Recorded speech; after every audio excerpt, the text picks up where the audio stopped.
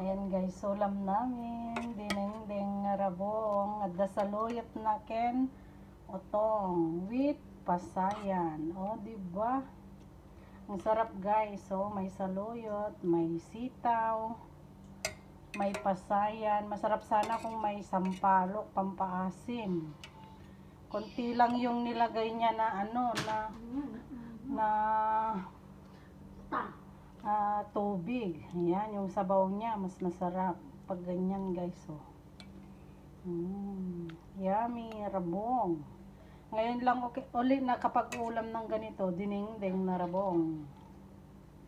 Kasi, walang rabong na fresco dito.